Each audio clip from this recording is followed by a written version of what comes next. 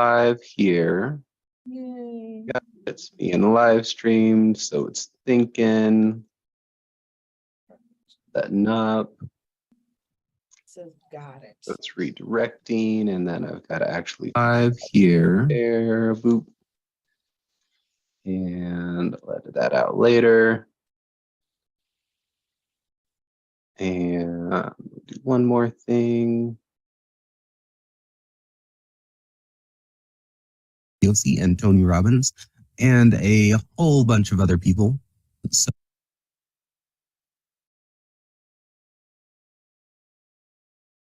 all right, everybody. Hello. We are back for another review of the Time to Thrive Challenge with Dean Graziosi and Tony Robbins and a whole bunch of other people. So I'm going to jump right into it. I got like another 6 pages of notes today. So if you guys aren't taking notes while you're going through this, definitely do that and get a pen and paper because these are the notes that you're going to want to have written down. And I'm going to go through it pretty quick because we're going to try and crank this out in just 30 minutes or less. So yesterday they talked about kind of exactly why you want to be in the knowledge industry, in the self-education industry, and kind of why now is the perfect time and why like the knowledge in your head is exactly what's needed to be brought into that industry and how you can bring value to the world and how you can actually profit from that and make an income in the crazy world that we're living in right now. So I feel like they did a really good job of that yesterday. And then today they came back and we're talking about kind of what you would sell and how you would sell it and who you would sell it to.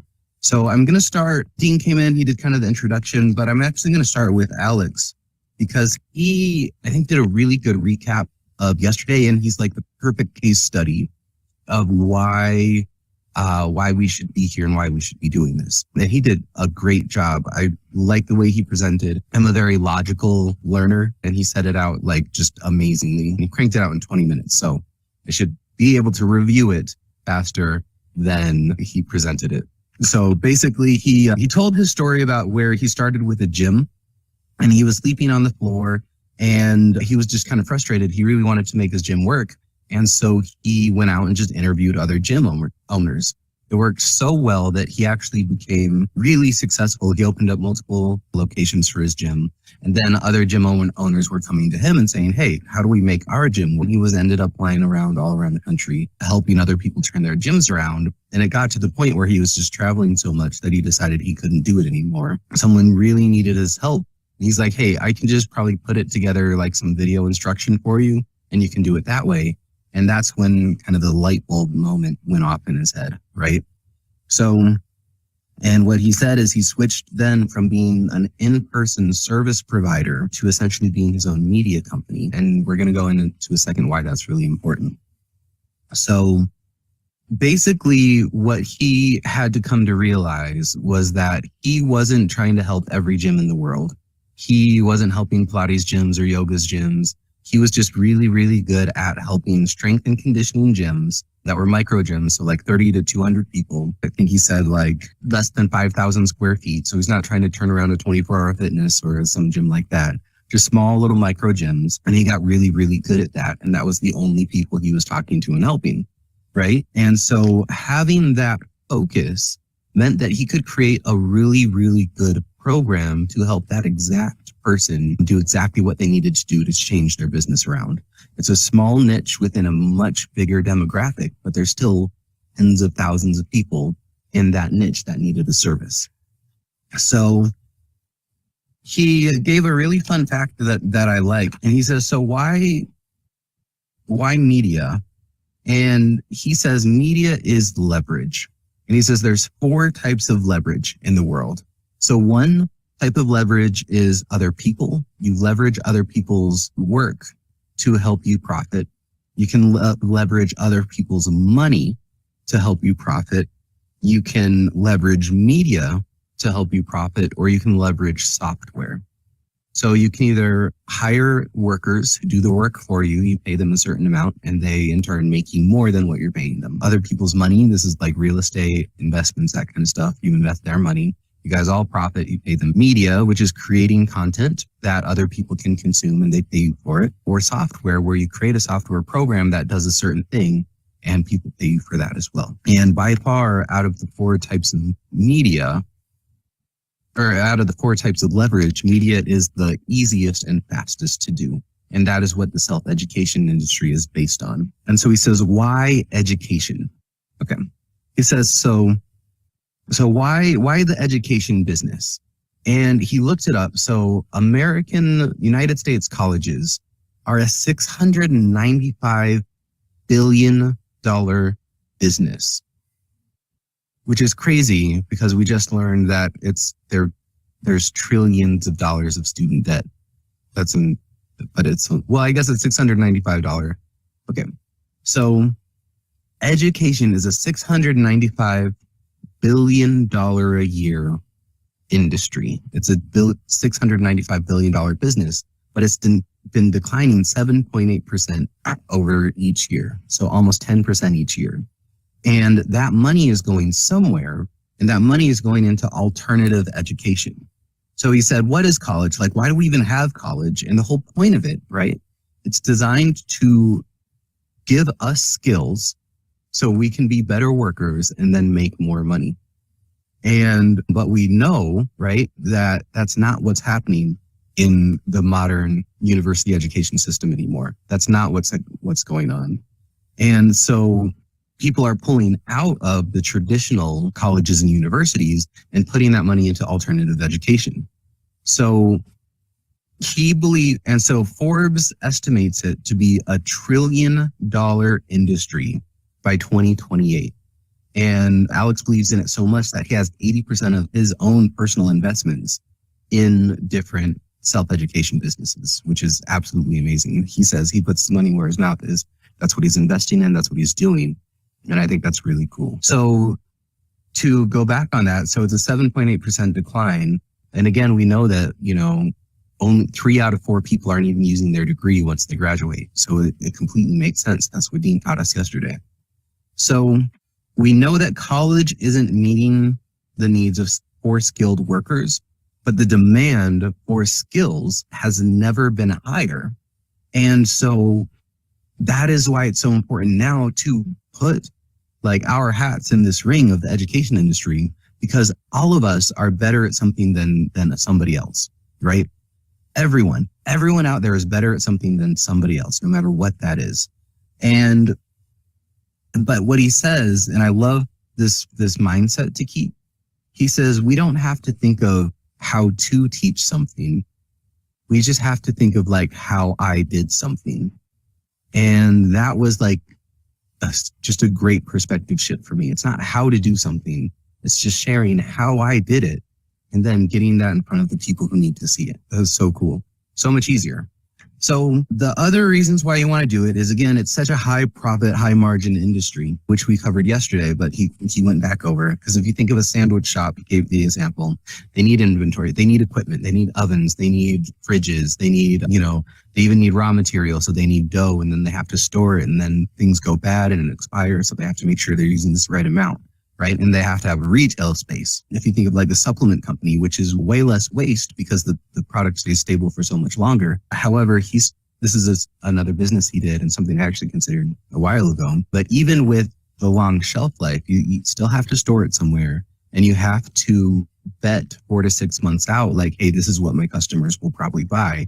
And you want to make sure you're right on with that bet. And then like a gym, which I imagine is why he went into the gym industry from the supplement industry, because that's just an initial setup. You need like a lot of equipment in a retail space, and then it's just, maintaining. And then every new customer is new revenue, but it's only basically one startup fee with maintenance cost. So the margins are higher, but the self-education where you're teaching something, you're presenting something, the cost is so low. The barrier to entry is so low in that there's no reason not to do it. And actually right now, self-education industry, alternative education is where the newest wealth is being created. And actually he said the media industry is where the newest wealth is being created in our generation right now. So previously, the largest wealth gain was from capital investment, and that's going to be real estate and investments, stock market, that kind of stuff, those creative banking, like the Warren Buffetts of the world. That's how they made a lot of money. And they did it by leveraging usually other people's money and made everyone a profit, right? So, and then after that, he didn't cover this, but it tracks. Like after that, then the next biggest thing was the tech industry, which was the software industry. That's where Facebook, even Uber, everything tech-based boomed through the early aughts and the after 2010. But now we're switching to media being the largest revenue generator. And you can even see that in things like streaming services and the rise of podcasts and again, like the alternative education industry coming up. So it's really the trend that's popping and is growing like crazy right now. So I would imagine this is me just speculating, we're on the, what do you call it? So now we're past the early adopters. And so now we're on mainstream adaptation. And now is the best time to get involved in this industry. And then he talks about a couple other things, but I'll kind of skip through it because it kind of just rehashes the same thing. But again, you really just want to invest in yourself and your own skills. And what he did say, and I loved this way of looking at it too, is traditional education did have the right idea.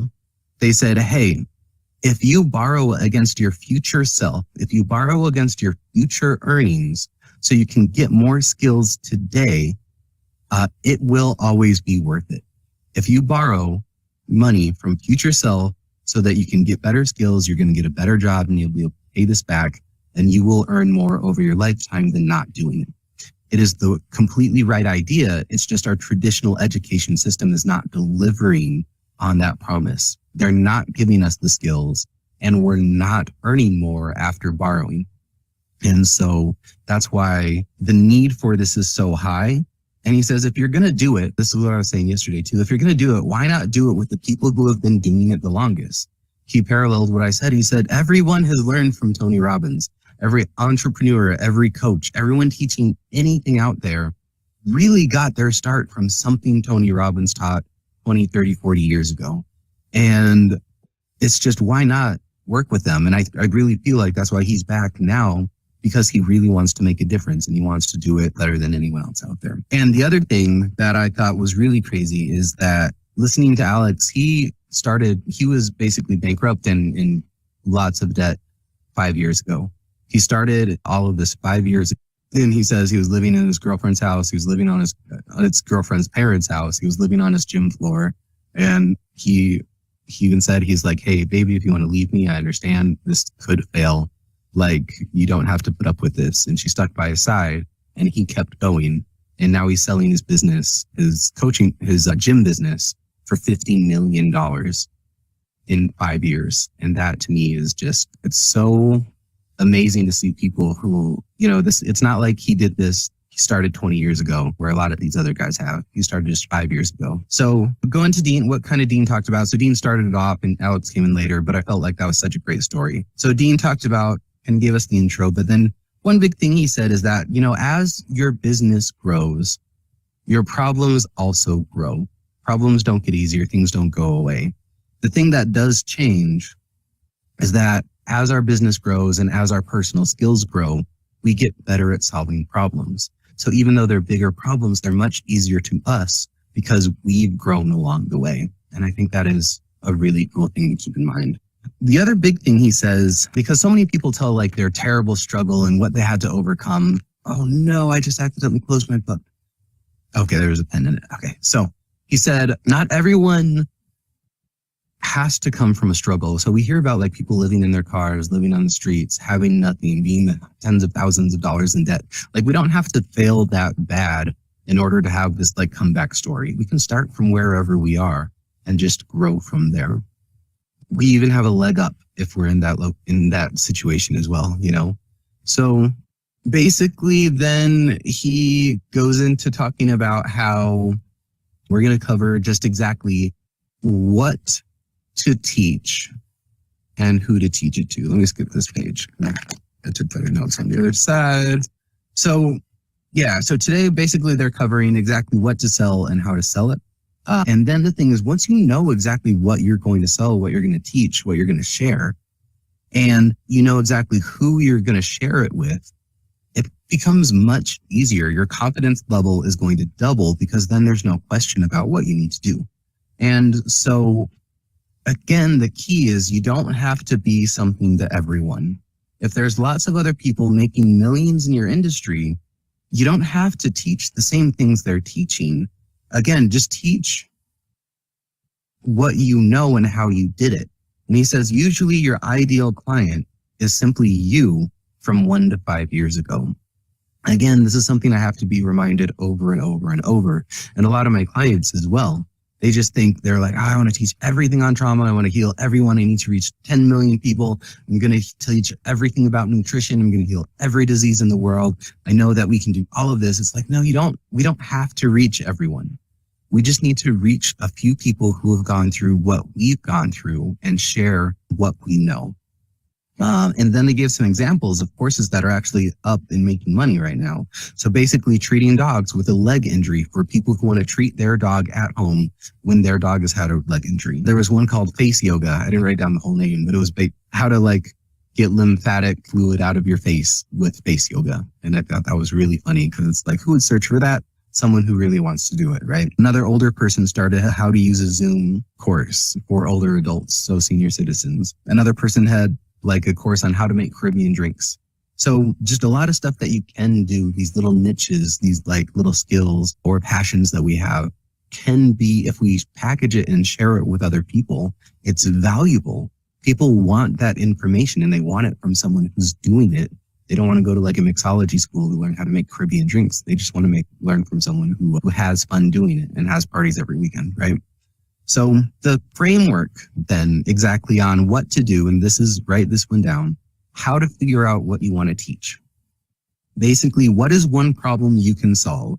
Doesn't have to be huge. It's just one problem that you know how to solve really, really, and write that down. What is that one thing that you can solve?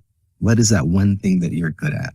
Number 2 is what dream can you help people expedite? How can you help them speed up the path to their dream, whether it's traveling more, whether it's learning how to cook, whether it's they really want to just have a good marriage or they want to have a good relationship or they want to, I don't know, learn how to ride a one wheel, which I think would be cool, right? So what is one thing you can help expedite, or how to buy a one wheel quicker, or how to save money signing up for something like that. And then step number 3 is what can you create that will give them a shortcut to success? So what can you create that will give them a shortcut to success? Is it a short course? Is it a 5-step program? Is it a week-long immersion? What could you make that would help them? Is it a book, a how-to book? Any of those things. So from that framework, that's the tool. What is the problem you can solve? And it can be in the context of these 4 things. Do you have a mess that you can turn into a message? Did you go through something terrible and uncomfortable? One person made a course on their struggles with alcohol and how they got through it. Another one she shared her course, and this was on the site. So she had 7 marriages or 7 miscarriages. And her course was on how to maintain a healthy marriage, even through miscarriage. Another one, so that's number 1. Your mess can turn into your message. Number 2, you have a skill or an expertise. So one person was an exercise specifically for healthy pelvic floor muscles in women. And then what Dean said is people who want to learn a skill, the smartest ones pay for speed. If I want to learn something and I want to get better at it, I will invest in a course that teaches me the framework and the step-by-step on how to do it. Do you have a skill that you can teach someone that will help them get better at it faster? Number 3, do you have a passion, just something you love doing, whether it's travel, photography, whether it's even just how to enjoy life, how to have passion?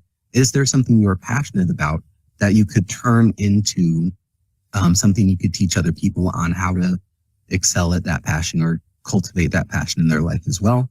And then number 4 is, again, you can be a reporter. Even if you don't have a specific thing, is there something you're really interested in that you would like to interview other people, that you want to share their message and bring that to others as well? Can you be a reporter on someone else's mess-to-message skill or expertise or passion? And can you report that and present it in a new way for new people? So I want to reiterate that one more time. So number 1, the tools, what is a problem you can solve? That doesn't have to be huge. What is a dream you can help people speed up? What can you create that will give people a shortcut to that success? And that's within being a mess to a message, a skill or an expertise, a passion, or reporting on someone else's information. So that's a really quick version on exactly how to figure out what you want to teach. And then the way to teach it, right, is going to be, you can either turn it into a course. And Dean actually didn't say this, but you can even turn it into a book or an online book, like an ebook. You can turn it into a course, which is usually something with multiple sections, and you just film it on your phone. You don't have to be tech savvy, and you can upload it, and it's easy peasy, just like this video. You can make a workshop, which is normally like a single class. So course, workshop, which is a single class where you're teaching a curriculum. You can do a mastermind, which is more like group collaboration, bringing a bunch of people together to really work on your ideas or get to that next level. Or you can do one-on-one coaching. So just kind of one-on-one, you're charging for that coaching, really helping someone get through this. The framework of how to teach it, what we just went over, is the same for all of the ways of presenting it, right? Tomorrow, what they're going to talk about is how to find the people. So maybe you already have a message, or you know what you want to teach, or you've done something similar like this before. Tomorrow is exactly how to find the people and share your message with them. Because remember, it doesn't always have to be how to do something. It can just be how I did something. So after that, and then actually Dean ended there with really take it to heart, like, who are you when no one's watching? So you might have been on the live. They went 2 hours today. You might be on my little review. But once this is off, once this is over, what are you going to do? Are you going to take this information and utilize it? Or are you just going to say, oh, that was kind of cool, and then just put it in the back of your mind and never do anything with it? What are you going to do when no one's watching? Are you going to keep that integrity and keep going with that passion that you have? So Alex came up, and then we went to Glow Atmo, who's super duper freaking cool. And sure, her energy was amazing. But so her mom wanted her to be a doctor or a lawyer. She did not do that. She instead became an entrepreneur, and she knew it at a young age that she just didn't fit into kind of the normal mold of what she wanted to do. And she said something that stuck out, like entrepreneurs are typically really stubborn in school. And we're stubborn because we won't settle for less. She went through something called the Thrive timeline. And I love it because, again, this is the Time to Thrive challenge. And she really broke it down into what that looks like. Because so the Thrive timeline is, first, we all start off at surviving. That's what a lot of us are doing. So many people in this world right now, especially just everywhere, we're just surviving, right? After the surviving phase is the planning phase. We're like, okay, I'm done surviving. I'm going to go do something. Maybe I'm going to join this 5-day course. I can't join the course. I'm going to watch this little summary. I'm going to plan to change. A lot of people stop there. They never get to the next level because the next level is doing.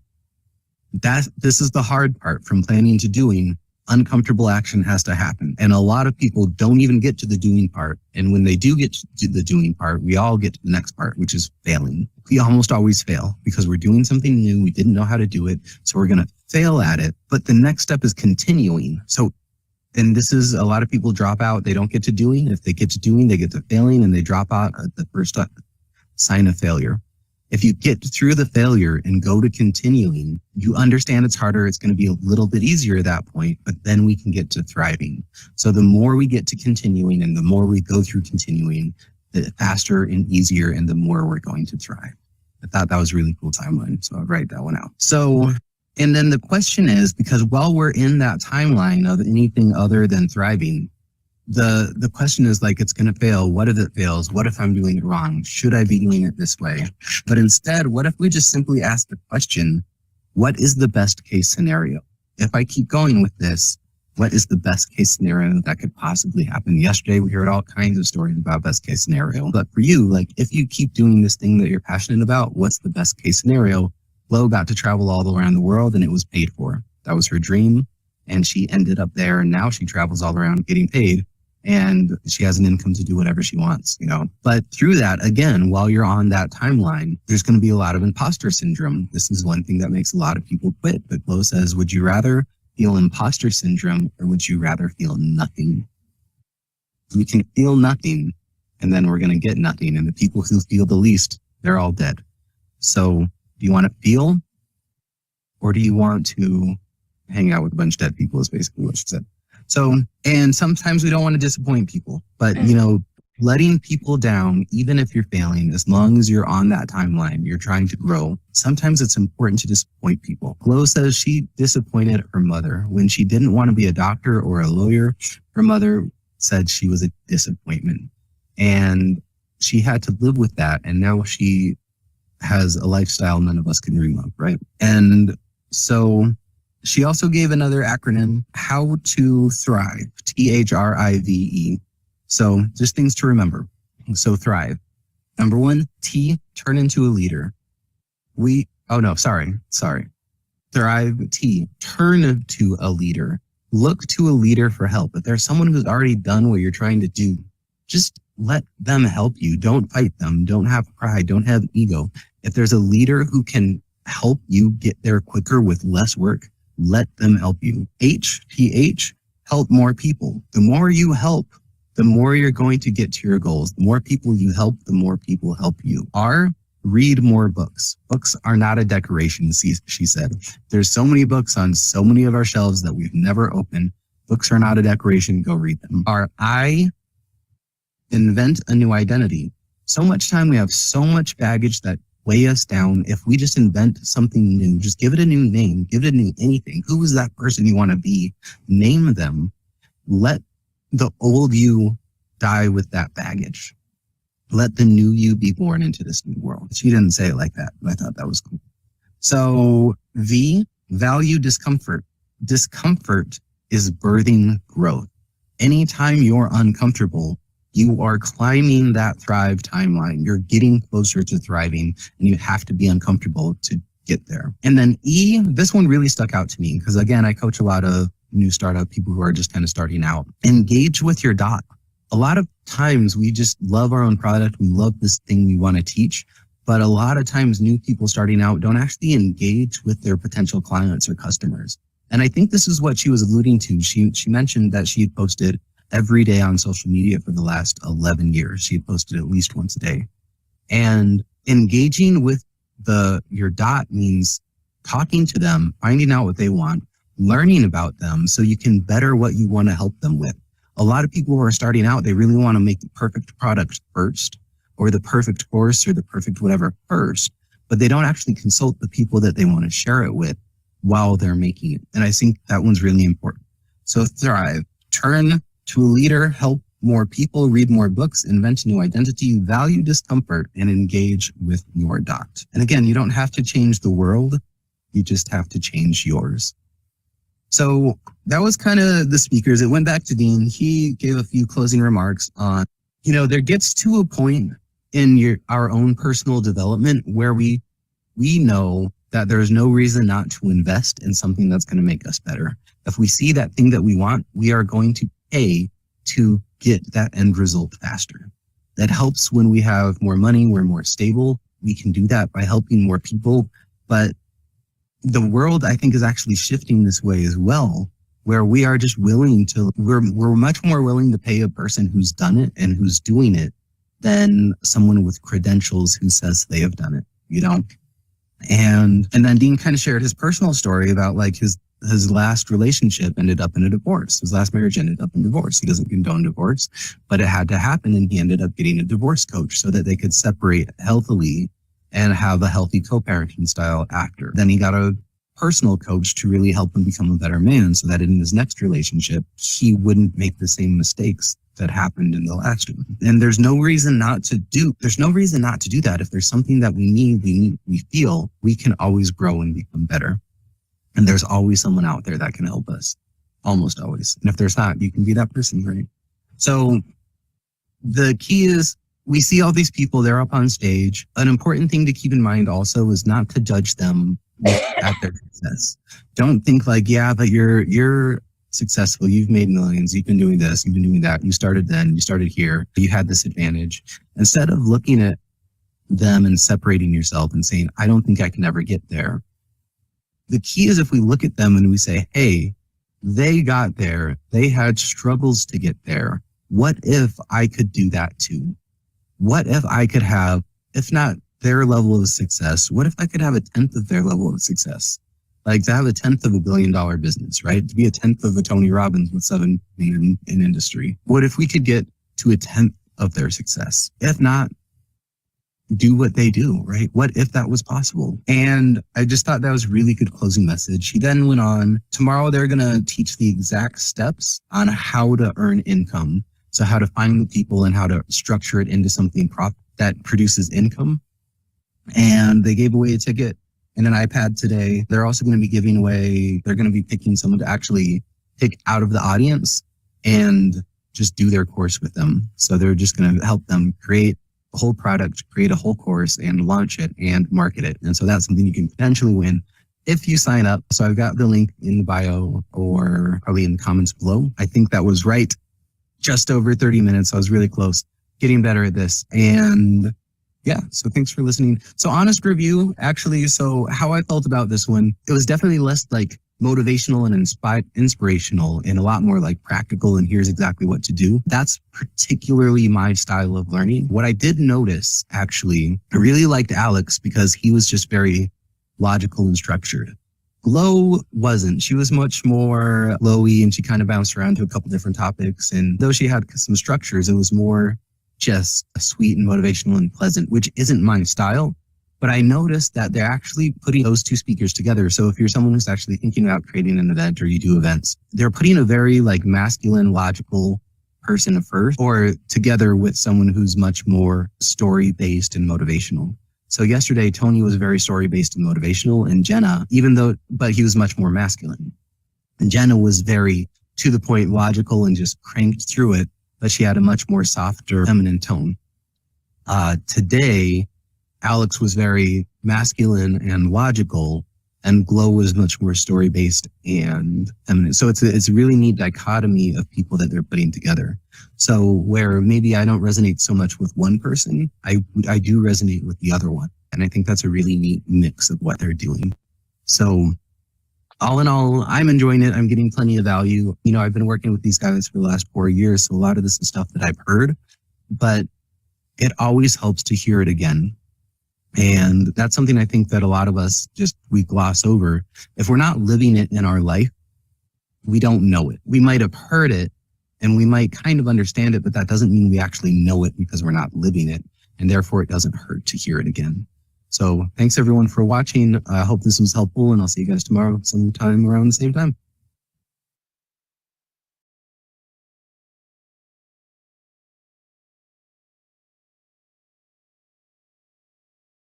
And that's my review. Oh, and I can stop or I don't know. Do you want to talk about it at all? Can you hear me? Oh. Your live stream? Yeah, it's up to you. We can stop the live stream. Let's stop it. Okay. All right. If I can find the right button, which is right here. So